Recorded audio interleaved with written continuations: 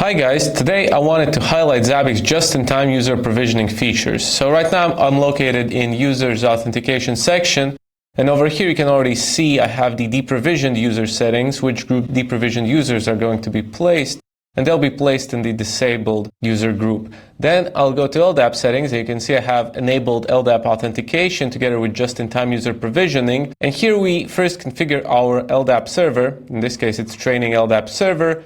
Here I have the LDAP server settings, and when you configure them, you can click test and see if the LDAP settings work with a particular user.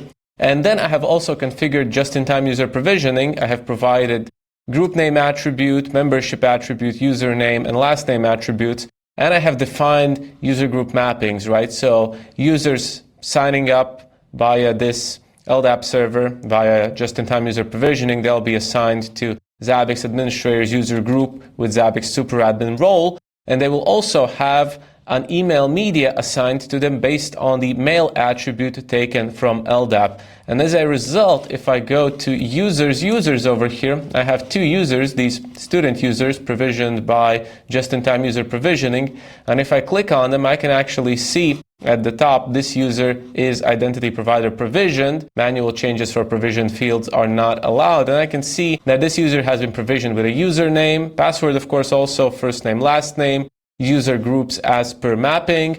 And then in media, right, I can see that the user's email media has been assigned to them. And we can edit it, or we can actually add some additional media types. So it's not like they're fully static, they are customizable. And this can be extremely powerful. Implementing just-in-time user provisioning with LDAP or SAML can be a great boon to you and streamline integrating Zabbix into your own environment and making user management a lot easier.